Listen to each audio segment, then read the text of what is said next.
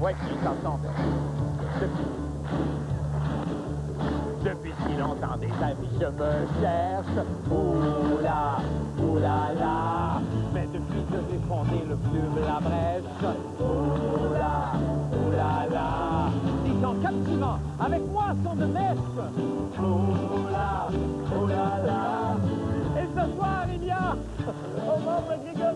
membre Grégory Charles, bonsoir. Il y a, membre Laurent Paquet, bonsoir.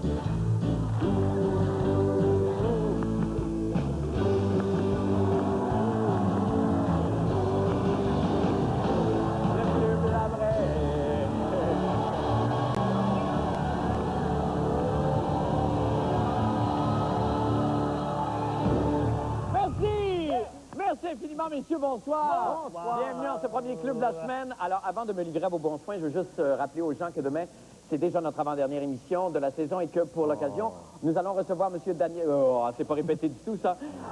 Daniel Bélanger, qui va chanter 2 chansons de son nouveau disque. 2, hein? 2! Hein, il s'en fait plus des mêmes. On recevra aussi le chroniqueur musical Claude Rajotte et Marie-Soleil Michon sera au Club La Brèche. Alors, maintenant, allons-y tout de suite avec la chronique Trône et tête couronnée de M. Laurent Paquin. Oui, yeah. Bonsoir, bonsoir. Ah, ça va? Ben, ça va très bien, toi? Oui, très bien, ben, Marc. oui, la dernière fois qu'on s'est laissé... Oh, tout un émoi. Tout un émoi, on avait appris que le prince William avait perdu sa virginité. Oui. Ça va donc, pas toi, hein? Voilà. Hey, donc, tu dois le trouver chanceux, Grégory. Ça s'en vient, ça s'en vient. Ris pas, ton égo. Donc, le prince William n'est plus vierge. Autrement dit, il a perdu sa cerise. Le crayon a trouvé son étui. Ben oui. Le petit bateau est entré dans la baie. Oh, c'est beau. La petite figurine de Darth Vader n'est plus dans son emballage d'origine. Bref, il a perdu sa virginité. Et là, j'en reparle parce que beaucoup de gens m'en ont parlé, évidemment. Tout le monde y va de sa supposition. Et il y a une supposition que j'ai... Excuse-moi, Laurent, par rapport à quoi? Qu'il l'a fait une fois ou 2 fois ou 3 fois? Ou la personne? Où il a perdu. Qui était la fille? Ah, ben oui, OK, d'accord. Qui a posé la patte sur le prépuce princier? Oui. Donc, et là, il y a des gens qui m'ont dit que ça pourrait être Britney Spears. Oh, mais non, mais parce qu'il y aurait déjà eu une supposée, peut-être petite liaison entre les deux. Ils ont correspondu, ils se sont écrits. Et là, tu disais, ça se peut pas, mais justement... Non, elle n'a pas encore... Ben, c'est ça, c'est ce que des gens m'ont dit. Ça ne marche pas parce que Britney Spears, elle le dit, elle est encore vierge. Ben oui, mais c'est bien, Laurent, comment? Ben, justement, Marc, je me permets un petit commentaire éditorial. Oui. Britney Spears, vierge, puis moi, je suis anorexique. OK?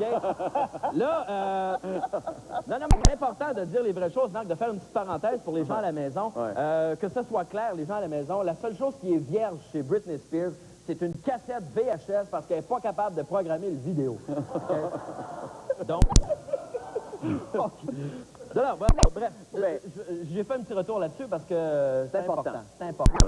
Dernière nouvelle récemment sur le prince William, justement, on ne sait pas qui l'a initié à l'amour, mais on sait qu'il a été initié récemment à l'université de St. Andrew pour le Raisin Monday. Hey, c'est le Raisin Monday. Le Raisin Monday, ou le lundi du raisin. En fait, c'est une fête qui date du 15e siècle. En fait, c'est les étudiants de première année, selon la tradition, doivent amener une grappe de raisin aux étudiants de finissants, les anciens. Ah, OK. Et le problème, c'est qu'avec le temps, ça a dégénéré, puis c'est devenu une espèce de gros party, et on pouvait lire dans un magazine pressier. Aujourd'hui, le prince William doit se saouler, s'asperger de mousse, et finir par se laver dans les eaux glacées de la mer du Nord. On a une photo, je pense, de Foy, je sais pas si on l'a vu. Voilà. Oui. Et c'est tout à fait véridique, c'est vraiment une tradition. Les gens se pitchent dans la mousse. Et on a également donc une photo du prince William. Une photo du prince avant l'initiation. Je ne sais pas si on peut la voir. Ah ben avant et après, ben oui. Avant l'initiation. Ben oui, c'est ça. Et on l'a après l'initiation. Ah ben c'est vraiment lui, hein. Donc voilà, le prince William qui a toutes les allures d'un Sunday. Mais ça a l'air très le fun, ça, cette tradition-là. Hein? C'est un Sunday, mais il manque juste la cerise, mais ça, il l'a plus. Voilà. Écoute, Marc, avant de se quitter, je voulais au moins te donner des nouvelles de Monaco. Je connais ton attachement pour la famille de Monaco, entre autres pour Stéphanie. Écoute, parce qu'en ce moment, c'est la désolation à Monaco. Stéphanie et Caroline ne vivent plus à Monaco. Caroline a épousé un prince allemand et Stéphanie est en amour avec un Suisse. Oui, pas l'animal, évidemment, le gars. Le peuple, là. Qui ressemble aux écureuils, mais qui a une plus petite queue. Pas le gars, pas le gars. Non, pas, c'est compliqué. pas le gars. Non, le peuple, en tout cas, Ça me regarde pas. Enfin bref, tout ça pour dire qu'en pleine... Mais elle n'est pas enceinte, il n'y en a pas une. Ah non, c'est parce Ben là, que ils sont 3 enfants. Oui, c'est Et on peut le lire en première page du magazine Point de vue. Oui. Y a-t-il encore une princesse à Monaco? Ah, bon, tu sais qu'on s'en va. pense que- Écoute, puis ils investissent de l'argent depuis des années là-dedans. Exactement. Il n'y a Donc, personne qui reste. c'est la question qu'on se pose. Y a-t-il une princesse à Monaco? Question qui est, à mon avis, aussi importante que y a-t-il une vie après la mort? Oui. Hein? Pourquoi le monde est sans amour? Qui veut la peau de Roger Rabbit? À qui sont les Chiefs? En tout cas, bref, tout ça pour dire que Stéphanie... Mais non, mais c'est pas grave. Un jour, tu vas faire l'amour, Grégory. Puis... C'est hâte pour toi. Ben, c'est merveilleux. Et ça, c'est bon pour l'acné. Bref, tout ça pour dire que Stéphanie vit un véritable conte de fée avec on est Franco content. Knie, directeur de cirque moustachu, On parle, suisse, oui. à petite queue. Ben, merci infiniment. Bravo. Laurent Paquin, merci beaucoup. Toujours une... Bravo. Bravo. Eh bien, poursuivons maintenant avec la chronique de M. Grégory. Intéressant. C'est toujours intéressant. C'est toujours fascinant. Comment vas-tu, Marc? Oui, ça commence toujours comme ça. C'est des intros interminables, mais c'est envoûtant. Mais tu vas bien. Je vais très bien. J'ai hâte aux vacances, mais je vais bien. Je te dis pourquoi je te pose la question. En fait, c'est la dernière chronique de la musicale de l'année Ben oui. 2001. Et donc, j'ai choisi, un peu dans le même ordre d'idée, j'ai choisi de te parler d'une partie de notre corps dont on se sert tous. Même mégot. On se sert tous de cette partie-là de notre corps, mais pourtant, on la maltraite terriblement. On la met dans des endroits très étroits, très sombres. On la prive d'air frais. Hein? On la fait souffrir régulièrement. Je te dis, on la laisse tremper dans de la sueur On la laisse chaude. tromper, c'était beau. Oui. On la- dans la... On la laisse tremper dans de la sueur chaude. On la laisse, elle est la proie de fongus. Et évidemment, tu sais de quoi je parle? Je parle Des orteils? des ongles d'orteil. Oui. Je parle des ongles d'orteil. Normal, c'est ailleurs. Non. Moi aussi, c'était sur deux endroits. Les ongles d'orteil, en fait, les ongles de façon générale. Avez-vous remarqué qu'il y a des spécialistes de tout dans la vie, des spécialistes médicaux de tout? Des spécialistes pour les yeux, des spécialistes pour le nez, des spécialistes pour les oreilles, pour le cœur, pour la foie, pour tout. Il y en a qui ont beaucoup de spécialités, comme Guy Lafleur, par exemple, qui sont spécialisés en difficulté érectile et en perte de cheveux à la fois. Et pourtant, on n'entend jamais parler d'un spécialiste des ongles. C'est vrai. Non, ça intéresse personne. Et pourtant, les ongles peuvent nous indiquer des choses extrêmement intéressantes sur notre santé, sur des problèmes d'acné, sur des difficultés rénales, sur des carences alimentaires. Ouais. Nos ongles, juste à les regarder des fois, là, Ben, c'est ça. comment ils sont. Oui, ben, il y a des médecins, Comment ils sont, effectivement. tes ongles? Ben, ils sont roses, sont coupés là. Puis ils sont fun, je trouve. Toi, Laurent, comment sont tes ongles? Ils sont Ben, ils sont sains, je crois. C'est vrai qu'ils sont sains. Plus long à droite parce que je joue de la vrai? guitare. Ben oui, c'est ça, tu fais de la Bon, ben, guitare. tu vois, c'est comment ça qui est intéressant. C'est que les ongles, là, ils ont une représentation. Tu peux t'en servir d'une façon très négative, c'est comme les animaux, comme les Suisses. OK? Ou tu peux t'en servir d'une façon très positive pour être créatif, pour gratter la guitare. Oui. Tu peux t'en servir même des fois pour faire des émotions, pour plein de choses comme ça. Alors, c'est c'est important. beau, ça. C'est important d'en prendre soin. Bon, maintenant, ce qui est important de savoir, c'est qu'il y a des choses qui peuvent arriver à tes ongles. D'abord, tes ongles peuvent s'écailler. Qu'est-ce que tu fais dans ce là? Je sais pas. Tu utilises de la dolomite. Dolomite, c'est un composé de magnésium. Tu peux trouver ça dans quel magasin de machins alimentaires. Ah oui. Ou de la vitamine B. Alors, tu peux utiliser ça. Ou de la poudre d'os. OK? Tu peux prendre ça. Regarde, t'en mets juste un petit peu dans Ça, c'est de la poudre d'os, Ouais, puis ouais. c'est de l'os normal, ça? Tu brasses ça, là, Ouais. tu vas voir, c'est bon. Ça se boit, ça? Oui, t'es en train de te gorger, c'est excellent. Ou bien alors, tu peux prendre... Ou alors, tu peux prendre une cuillère à soupe d'huile de foie de morue.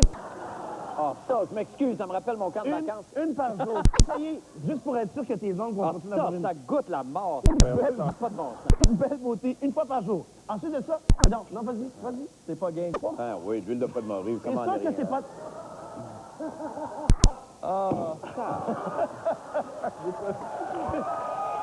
On va prendre de la poudre de thé fin, on va prendre de la poudre d'os.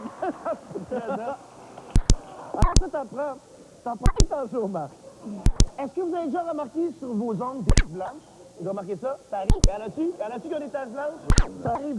Dans ça, tu prends du zinc. Ah ben oui. Du zinc. Et j'aimerais répéter que c'est le mot zinc, mais qu'on prononce zinc. C'est important. Dingue. Des ongles qui ne poussent pas normalement. Ça arrive, ça. Il y en a qui le font de façon volontaire. La méthode, levure de bière 5 fois par jour. Et j'ai bien dit levure de bière, on dit lever une bière 5 fois par jour. Non, Je parle non, de pas lever comme... de bière 5 fois par jour. Ou alors, tu bois de la vitamine B, puis en même temps, ce qui est bon, la vitamine B, c'est que ça enlève les crampes. Ce qui est très, très bon. Ou bien tu enveloppes tes ongles dans de la glaise. Maintenant, on peut faire tes ongles des infections fongiques, du fungus. Dans ce cas-là, utilise un peu de vitamine E. J'en ai ici, juste pour être sûr que tu n'auras pas de problème fongique. Ouais.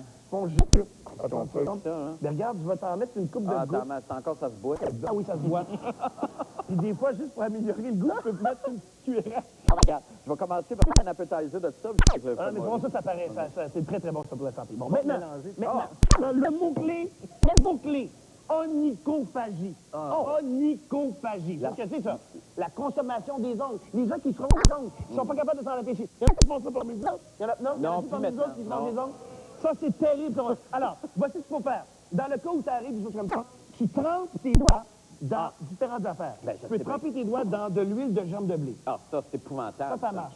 Trempe tes doigts, Ben oui, t'auras c'est plus ça. de Prends tes doigts, Marc, hein, ouais. Ou Ah, alors, tu peux aussi tremper tes doigts dans de l'huile à mort. ah ouais, c'est ça.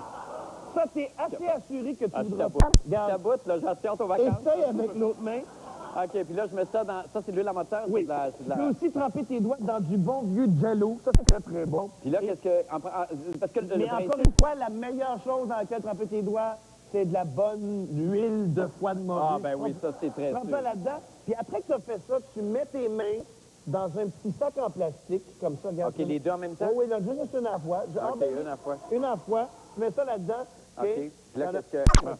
Ben Puis oui. t'es à peu près sûr maintenant que tu rongeras plus tes ongles. Jamais tes ongles. Et Si jamais te prenais l'envie, par exemple, d'aller goûter, très mauvaise idée. c'est très, très mauvais. Très mauvaise idée. Ben merci. Essayez ça, ça marche. Merci infiniment. Merci, Laurent. Alors, merci à tous les deux. Nous allons faire une petite pause. Au retour, une brouillette, là.